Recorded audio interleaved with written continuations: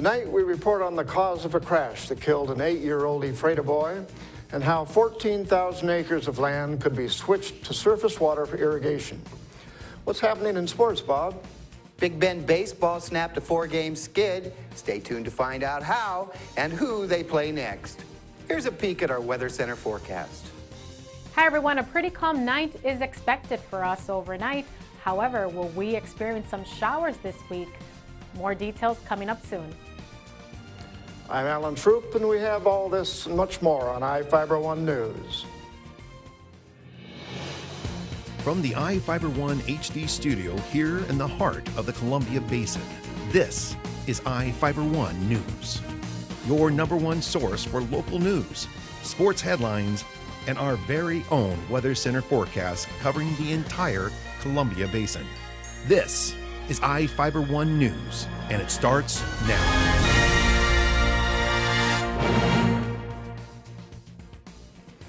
Scott Colv's 10-year-old son was learning to drive from his father when their pickup left the road and went into an irrigation canal.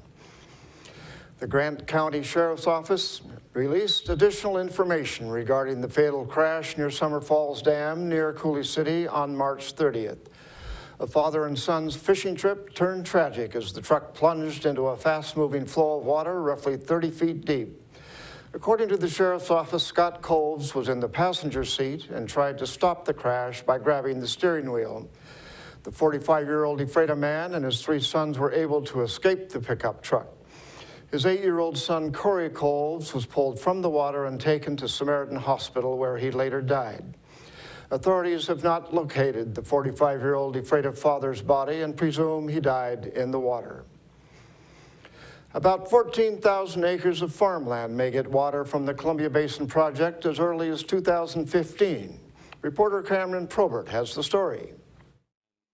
About 14,000 acres of farmland may get water from the Columbia Basin Project as early as 2015. The Columbia Snake River Irrigators Association is working with the U.S. Bureau of Reclamation and the East Columbia Basin Irrigation District on an agreement, which will allow the association to start building a pump station and other improvements.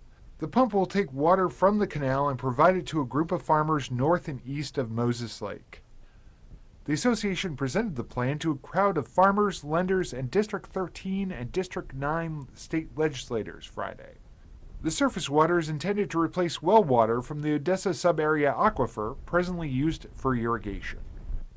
Daryl Olson, the association's board representative, explained the move is the first step in a plan to bring water to about 75,000 acres of farmland north of I-90. Farmers and lenders are putting about $40 million into the project. For iFIBER 1 News, this is Cameron Probert reporting. Thank you, Cameron. The replacement of sewer lines in downtown Soap Lake moved forward with the contract awarded to a Wenatchee construction company. Work on the $465,000 project is scheduled to begin replacing pipes along Main Avenue and Division Street in May. The council approved the bid and contract during their last council meeting. The sewer pipe replacement project is coupled to a project to change the downtown landscape. Mayor Raymond Gravel said both projects together will help improve Soap Lake's economy. Grant County Republicans gathered for their annual fundraiser Friday night, and here is reporter Vivian Huang with the story. Community members shared company over dinner at the Grant County Republican Party's annual Lincoln Day dinner on Friday. Okay, so in the Republican Party, Lincoln was the first president of the Republican Party. And so every year we have a Lincoln Day dinner in his honor. It's not always on Lincoln Day because there's a lot of counties that have this dinner. And we all gather together. It's our main fundraiser of the year. Tables were decorated by various Grant County businesses as a silent auction was underway. Appearances were made by several Republican candidates and hopefuls, as well as Washington State Republican Party Chairwoman Susan Hutchinson. And your votes are going to counter the votes of King County. See, I meet a lot of people in eastern Washington that believe that their vote doesn't count because King County just cancels them out. Well, guess what, folks? I need you to cancel out King County. Former National Rifle Association President Sandra Froman also spoke at the event. For iFIBER 1 News, this is Vivian Huang. Thank you, Vivian. Police are investigating 2 suspicious haystack fires. Quincy police spotted the first fire at about 1:45 a.m. on April 1st near the intersection of Road 7 Northwest and Road T Northwest. Grant County Fire District 3 responded to the fire and let it burn itself out. The second fire was reported at about 2:15 a.m. on April 1st in the 6700 block of Road P Northwest near Quincy. The fire was allowed to burn itself out and destroyed about 300 tons of hay. The hay lost was estimated to be worth about $76,000. Now we take a look at people being sought by law enforcement. This is Sheriff Tom Jones with the Grant County Sheriff's Office. Each of the people you see here have a warrant for their arrest. If you see any of these people, we ask you do not attempt to detain or apprehend them, but call us at 509-762-1160 or send us an email at crimetips@co.grant.wa.us. If the person is presenting a danger, call 911. With your help, we can bring these people to justice and make our community safer. We'll be right back after this. Good food, cold beer, and plenty of entertainment. That's what Sporty Steakhouse is all about. Open 6 a.m. every day. We offer over 100 reasonably priced menu items with 24 different ice-cold beers on tap and a wide variety of spirits. Come in with your favorite group, watch the game on our big screen TV, shoot pool, play shuffleboard, and more. We have live music and DJs, so find us on Facebook for upcoming events. Located on East Broadway Avenue in Moses Lake. Sporty Steakhouse, where good friends meet. Hi, I'm Chuck DeMuerler, the new manager at Furniture West. Furniture West has been a part of the Moses Lake community for over 30 years. My team and I have expanded our inventory to meet our customers' needs. We have over 100 recliners in stock. We have a fantastic sleep center with dozens of mattress choices from the best brands in the business. Come see our great kids section with some of the most fun kids furniture you will find anywhere. We are your source for power reclining furniture. Check out our new selection today at 117 West Broadway Avenue in Moses Lake. And I'm Chastelyn Rodriguez from your One News Weather Center, brought to you by your Bud Clary Toyota dealer. Toyota, let's go places. Nice beginning of the work week for us. High pressure bringing us a warming trend. We might receive a few possible overnight showers on Tuesday and variable temperatures throughout the week for us. We might get some 60s and some 70s throughout the week, but overall slightly above average temperatures for this time of year. And Alfreda, your almanac, within the past 24 hours in the lower 70s. That's 10 degrees above the average for this time of year, and the low around the 40s. It should be around 36 for this time of year. Sun setting around 7:36 p.m. in Moses Lake. Very similar in the lower 70s. The high, not as warm as the record high of 1977 of 83 degrees, and the low around the 40s. Sun setting at 7:35 p.m. And your current temperatures right now outside your door in the upper 60s, a little bit of cloud cover, dew point around 41, and those winds coming from the south around 9 miles per hour. We're expecting a pretty calm night tonight with light winds, and coming back into Tuesday overnight is where we might expect a few showers, and that is due to this system that's coming from the Pacific into our area, bringing all that moisture in. That might provoke a few showers overnight on Tuesday, but coming back into Wednesday, we're expecting dry conditions throughout our region. A few showers towards the south of us and towards Idaho, but we're expecting a pretty nice week throughout the week. And I will show you that once we get to the extended forecast. In the meantime, temperatures towards the inland northwest for tomorrow in the upper 60s, partly cloudy skies, and towards the coastal area they're expecting rain throughout the day. Olympia 62 degrees with those cloudy skies. Let's check out our Columbia Basin temperatures in the mid 70s. That's close to actually 10 degrees above the average for this time of year. Moses Lake 76 degrees, mostly cloudy skies. Let's check out our extended forecast for the week. Possible showers overnight on Tuesday. Temperatures do decrease a bit on Wednesday, 63 degrees, but coming back into Thursday, those clear skies, 65 degrees. And Friday, we return to the 70s, then back to the 60s on Saturday, and then into Sunday, into the new work week, temperatures return to the 70s. So I wasn't lying when I told you we were going to experience some variable temperatures throughout the week. This segment was brought to you by your Bud Clary Toyota dealer. Toyota, let's go places. We'll be right back with sports. It's been called the most inspiring vehicle ever made, boasting a 5-star safety rating and named as a top safety pick. It's also done more to help our environment than any other car in the world. It's Toyota's Prius. Now with your choice of the regular model, the larger Prius V, or the smaller Prius C, saving fuel, reducing harmful CO2 emissions, and offered to you with excellent savings. Toyota's Prius family. Drive one today at any of your Inland Empire Toyota dealers. Toyota. Let's go places. Did you know that Little Chiefs Childcare is expanding their Juniper Street location? This great new place across from Moses Lake Clinic is designed just for preschool and school-aged children. For over 8 years, Little Chiefs kids like me have found the love and attention every child needs to be healthy and happy. The grown-ups there have gone to college, so they know how to make sure kids from 1 month to 12 years old have a great place to learn and play. Come join our growing Little Chiefs tribe.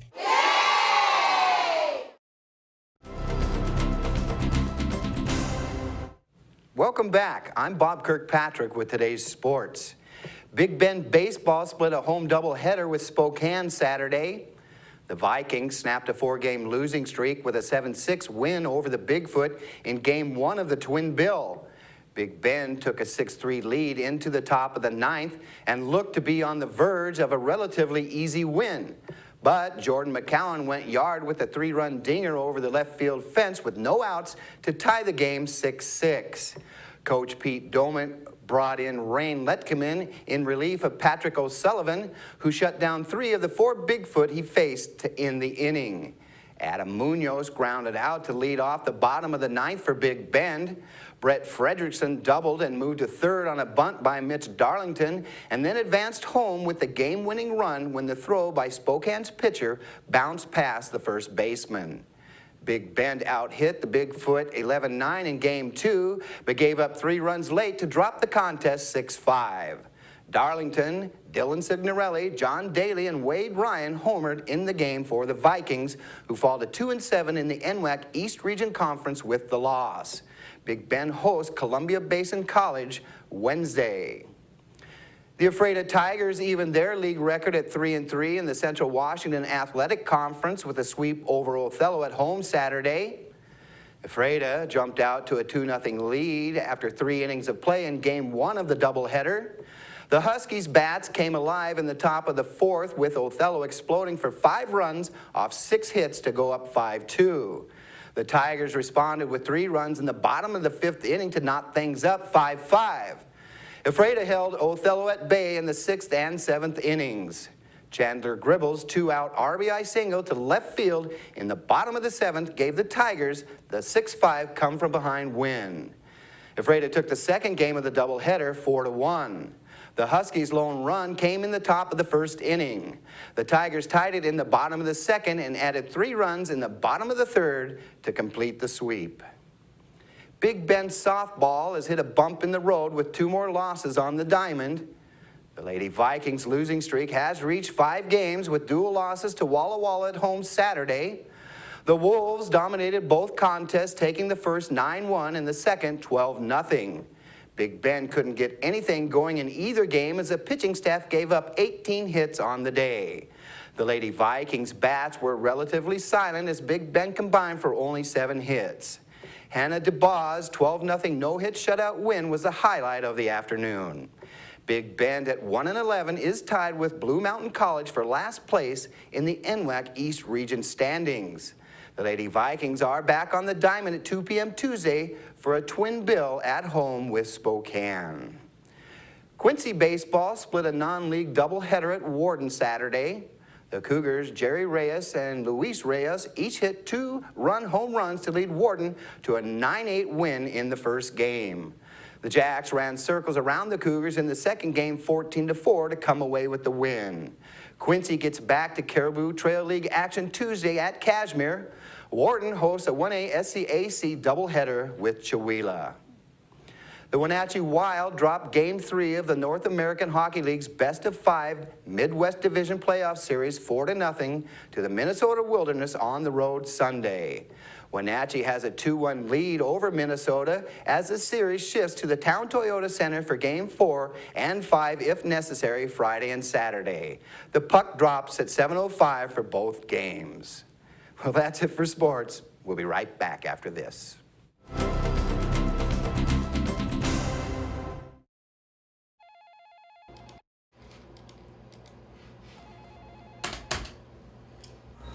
Doc, your run clock's here, but our network is down. What do you want me to do? I just noticed. Call JL Computers. He's probably already on it. Computer systems and networks are not only vital to doing business, they are often the key to efficiency and profitability. At JL Computers, we offer continuous monitoring of your system and provide immediate support when something goes wrong. Call today and talk to our certified technicians about your needs. What's important at Eagle Home Mortgage is taking care of our clients, being honest, and doing loans full of integrity. We understand that every borrower's situation is unique. We offer a variety of products to help meet individual requirements. What sets us apart is that we get things done, and we get things done at a fast pace. It doesn't take days and days. Se habla español.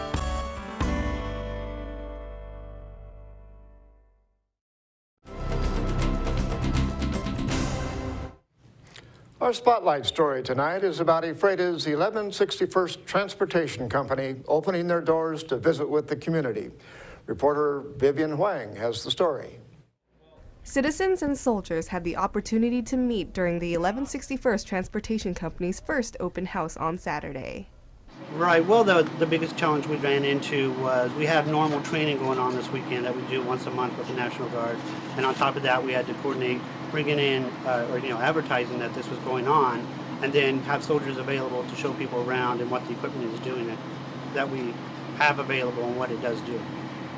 I think it's going to affect the community because it lets them know, because they are very supportive of this unit here, and we just wanted to let them know that we're grateful for all the support and let them come in, see what type of equipment we have, what it is exactly we do, because we do get a lot of questions about the armory and the type of equipment we have, and this just gives an opportunity for them to come in and see what we have. The unit set up refreshments, various displays, and activities for families to partake in and observe. So the primary vehicle we have here on ground is the Army PLS, stands for Palletized Loading System. Significance of that is it's a self-loading / unloading vehicle. It can unload the flatbed on the ground. It can, leave it there, and it's heavy on logistics, so we can support many units at the same time. We can carry up to 32 tons, I believe, with truck and trailer in an off-road environment. So we can deliver supplies directly to a unit, or if it's a homeland response effort, such as the mudslide, we can take supplies right directly there, whether it be supplies for humanitarian relief or for supporting units for the disaster. The purpose of the open house was for the unit to reach out to the community, which has been supportive of the company's presence in the county. Today is just a great day for the community to come out and see what we actually do. They see us driving around on the roads all the time. I get text messages and calls saying, hey, you out on the roads? And just a good chance for the community to see what we do, not just see our trucks on the road and come out and see our equipment and whatnot. So. No, just very grateful that everybody's coming out. And we're hoping to do it a couple of times a year, so those that didn't get to come out this time, we'll do it again later in the fall, and hopefully we'll get to see more people. For iFIBER 1 News, this is Vivian Huang. We will be right back after this. 6 years ago, my dad began having issues with headaches, sore throats, and constant fatigue. He tried treating the problem with over-the-counter medications and lots of caffeine. Finally, he talked to his doctor, who confirmed our suspicions. Dad had sleep apnea. He didn't like the idea of using a CPAP, but after trying it one night, he was convinced. We found everything he needs for a much better quality of life at In-Home Medical.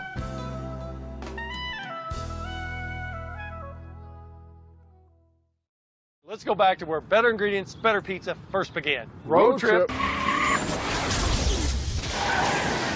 Wow, 1984. Let's celebrate. Celebrate 30 years of Papa John's. Get a large one-topping pizza for just 30 cents when you buy any large pizza at regular menu price. 30-cent pizza. Now that's pretty cool. This is what's cool. No, That's just wrong. Stick to better ingredients. Better pizza? Papa John's. Papa John's. Please.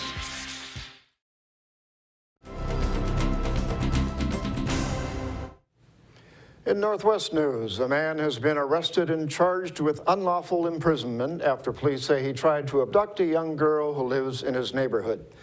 Como's Kara Kostanovich tells us how she was able to get away from him. These are two best friends. Raquel Pittenger is 9 years old, Savannah Norman is 6. And this is what they love most. Jumping on the trampoline and doing flips. The two girls live directly across the street from one another in Parkland. But yesterday, a startling surprise as Savannah tried to cross Violet Meadow Street to return home. I looked both ways and there was no one coming, but then I went halfway across the street and then two guys came out of nowhere. And what happened next is every parent's nightmare. They grabbed me. But Savannah's smart moves. Run. Run and what else? Kick. And what else? Punch. Made her mom very proud. What's the number one thing that you did yesterday that got everybody's attention around this whole neighborhood?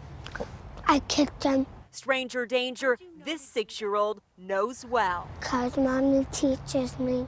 Savannah's mom, Amy Norman, watched from her front window and dashed out the door. My heart was pounding and my heart's still like, ugh. 9-year-old Raquel watched from steps away. It made me feel scared and terrible.